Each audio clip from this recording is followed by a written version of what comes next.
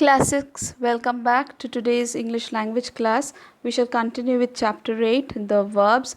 We have already learned what transitive verbs are. We will learn what intransitive verbs are today.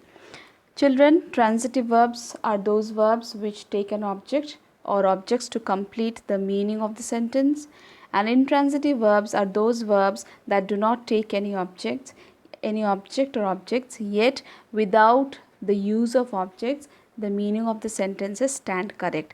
They may sometimes take complements to complete the meaning of the verb or the sentence. Now, intransitive verbs are divided into two: verbs of action and verbs of being. This is something that you have to understand very clearly. What are verbs of action, children? Verbs of action are doing words. Okay, let's take some examples. The doorbell rang. The doorbell rang. Rang is an action verb here. Rang is the verb used in the sentence. She sang beautifully. Sang is an action word. In the next, the cat sat alone. Sat is also an action word, but you must have noticed in all these three sentences, the object is missing. There is no object after the verb. The verb does not take any object. But does that mean that the sentences do not have complete meaning? No. Each of these sentences have complete meaning. The doorbell rang is fair enough without the object. She sang beautifully also is good enough without the subject. The cat sat alone. This sentence also has a complete meaning without the object. Hence, all these three sentences without the objects have clear meanings. Now, verbs like smile, look, die, live, laugh, roar, cry, etc. These verbs, remember children, will never take objects after them. These are a few which are examples of intransitive verbs. These are mostly used as verbs of action in the intransitive forms without objects. Now, coming to verbs of being. Verbs of action is actually very simple, children. You can easily identify it. Now, verbs of being are verbs like is, am, are, was, were, became, become. These verbs take complements in a sentence to complete their meaning. Hence, these are called verbs of being. Verbs of being cannot stand without the use of a complement after them. If the complement is omitted after verbs of being, the meaning remains incomplete. Hence, the verb cannot complete its meaning without the complement. Now, you have to understand what complements are. A complement may be a word, it may be a phrase or a clause that is used in a sentence after the object, and it is necessary to complete the meaning of a given expression. These usually help to complete the meaning of a predicate in a sentence. Okay, the predicate which is there in the sentence will have a complete meaning only when the verb of being will have a complement with it. Let's look at these examples. One of Mohan's recreation is singing. The leaves became yellow. You look happy. Children, here one of Mohan's recreation is singing.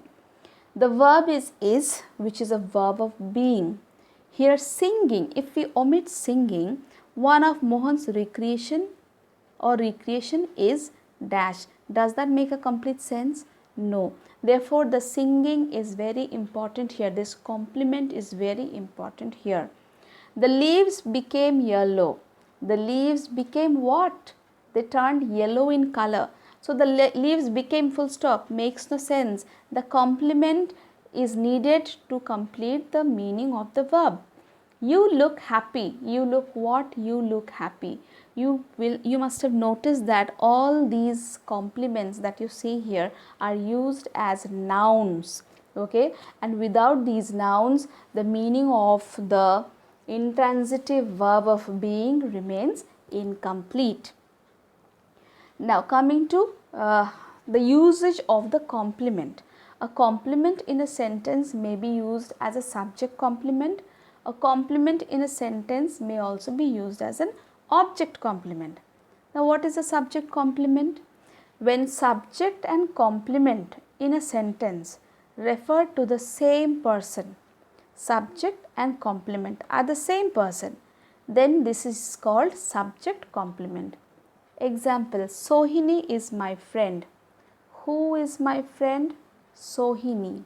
Sohini is what? She is my friend. Have you noticed in this sentence Sohini and friend? Sohini is the subject and friend, my friend, she is, that is the complement. Here Sohini and friend refers to the same person, isn't it? When I am saying Sohini is my friend, I am referring to somebody else. The friend here stands for whom? For Sohini herself. I am saying that Sohini is my dash, is my friend. So the friend here is referring back to the subject. So the complement and the subject are the same person. Therefore, this is an example of subject complement. I hope you have understood, children. For the object complement also, it's the same. When the complement will refer back to the object and the complement are referring to the same thing or the same person, that becomes an object complement. For example, the people chose him their leader. The people chose him their leader. Okay. The people chose him. Him is the object here. Their leader. Their leader. What did the people choose him? Their leader. So who is their leader? Their leader and the him. Aren't they the same person? The people chose whom? Him. So him becomes our object. What did the people choose him to be? Their leader. Their leader is the complement. Therefore, their leader complement refers back to the object him. So, this is called object complement. I hope you have understood, children.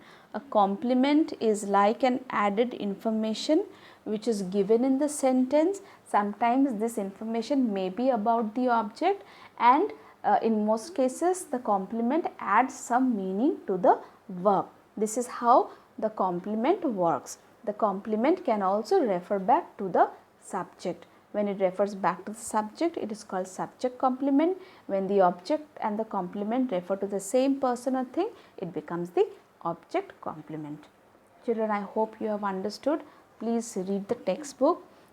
Read some examples from the textbook. You will understand this easily. Thank you so much, children. Have a nice day. Bye-bye.